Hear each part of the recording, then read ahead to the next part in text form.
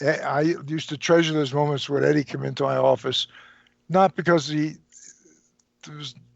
wasn't like he had a purpose in coming in, and he would plop down in that chair and we could talk about the Tampa matches that week or where we were going the week or what we were going to do on TV.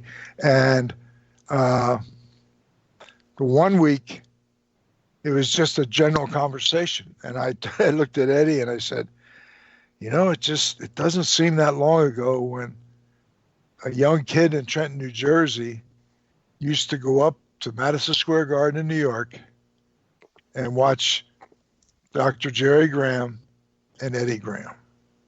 I can't tell you how many times I sat out there in the audience and watched you. And of course, Jerry Graham with a cigar and interviews was the flamboyant one. And Eddie was just there, very stoic and very quiet. And then as I got more involved in my career, I come to find out, that Jerry Graham is a bit of a goofball, but the guy standing behind him that you'd never hear anything from is a true genius. And so I just, and you hear it, and then I knew from Eddie. So Eddie, the one day when he came into my office, and I don't even know what triggered the conversation. We were just talking. I said, God, Eddie, I sit here and I look at you and I think, man, it wasn't that many years ago that I'm sitting in Trenton and going to the Garden and watching you and Dr. Jerry Graham and with Rocco and Perez and just the sold out Garden with all the atmosphere in New York City and dreaming that, God, maybe someday I too could become a professional wrestler. And, if you're going to dream, then I too might someday step through those ropes in Madison Square Garden. But at that point, I was in Florida, wrestling some, but not full time, more of a manager at that point. And I said to Eddie, and I guess, I never worked in New York territory. So that dream, if you want to call it a dream, never came to fruition. And now I'm a little bit older and a different phase of the business. And I said, yeah, it wasn't like I was, it was kind of like, God, that was a moment in time that, God, I dreamed that maybe someday it would happen and it didn't. And I'm okay with that without saying it that way. And I think Eddie said, yeah, he said, work in the Garden, that would have meant something to you, wouldn't it? And yeah, it really would have. And then there was no purpose in him making that comment, and how I replied. So Eddie left, and I'm back to my work. And a day or two goes by, and Eddie comes to my office again, and he said, and I had like a big monthly calendar that I could flip up, and then I had my own my book with all my cards and everything in it, and, what we drew and all this. And then he said, go ahead it was like, the date was April 23rd of 1986 or 84. I can't see from here. 84, I want to say. And he comes in and I was working in the office, and he said,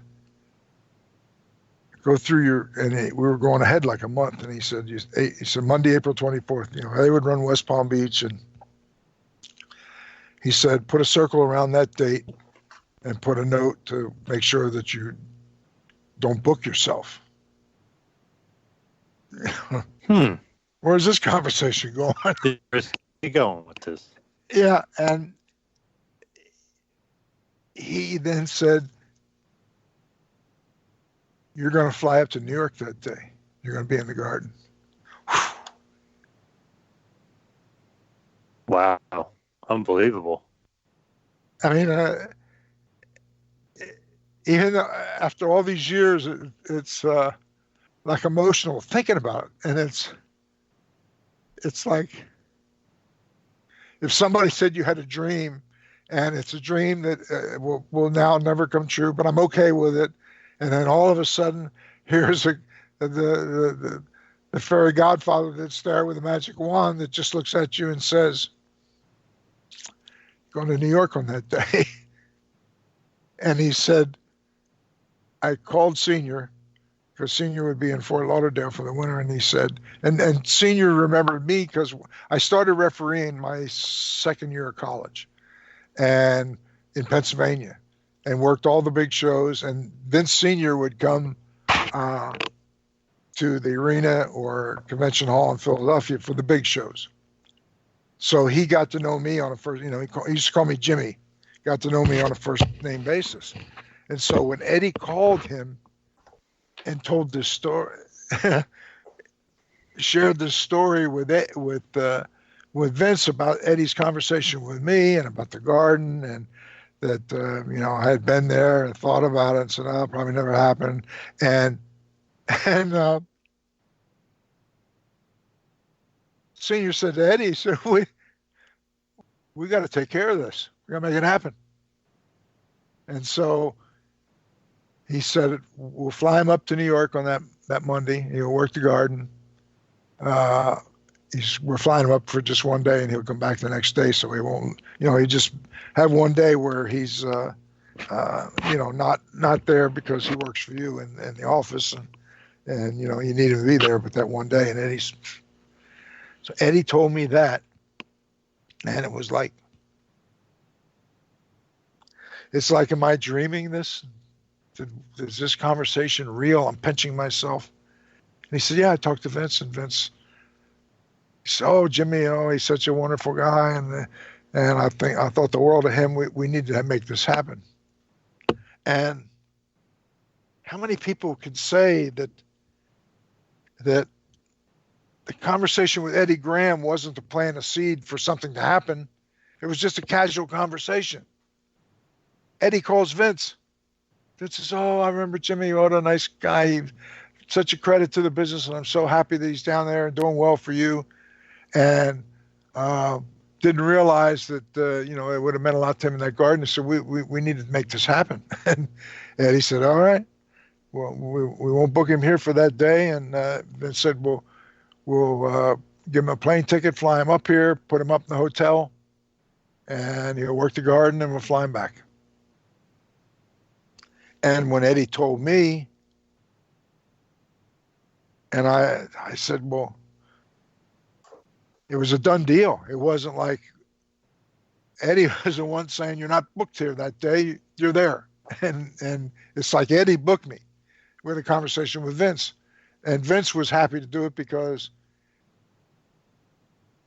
I had gained his respect, and he respected me, and it wasn't a matter of flying somebody up for one expense for somebody that wasn't like going to be a big deal on the card that day. They were doing it for altogether different reasons. It's because this is something they always dreamed of doing, and we want to make it happen. And Eddie said he's got the day off, and Vince said, "Well, I'll fly him up. We'll put him up in a hotel. He'll work the garden and fly back." And it was just that simple. And I got up there that day, and I have the program insert from the garden on that day. And the main events that day was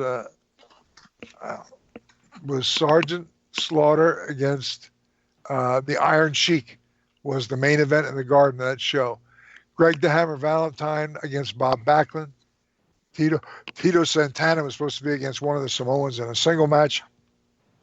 There was a 6-man match with Roddy Piper, Paul Orndorff, and David Schultz.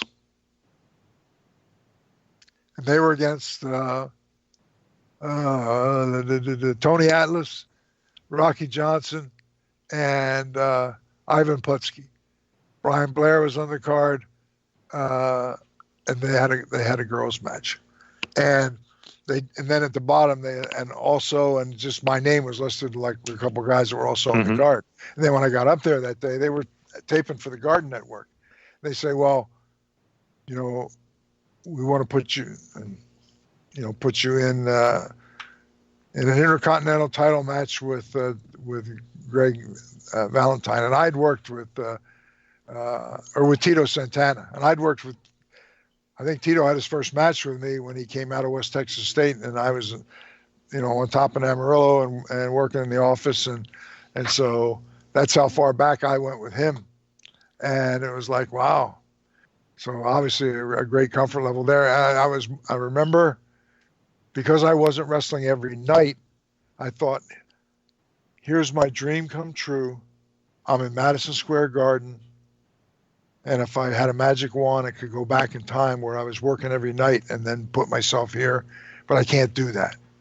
And my worst fear was to go out there and, embarrass myself by, here I am finally in the Garden and I don't have a good match, whether I'm not in shape or whatever. So I worked with Tito. I remember we went 8 or 9 minutes, and Tito went over, and Pat Patterson and Gorilla Monsoon were doing the commentary at ringside because they were on the Madison Square Garden network. So I actually have a tape of that match, and I knew Monsoon from way back when, and I knew Pat, but their audience had no idea who I was in New York City.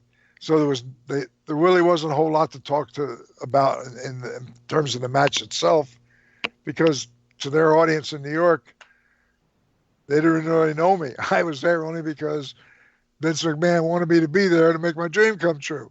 And so in the commentary, they talk a lot about Tito, and then they talk about whatever else was going on, and didn't make too much reference to the mechanics of the match. But so it's like, hey, once again, I have been so blessed in my career that at that time, if I had thought, I just thought, I dreamed of being in the Garden, and later in my career, I'm more manager in Florida. Probably never happened. And Eddie Graham calls Vince McMahon. We're going to make it happen. They paid to fly me up there and work the Garden. I wasn't like a big star being flown in for a big. They just went to the expense to get it up there because they wanted me to be able to live my dream.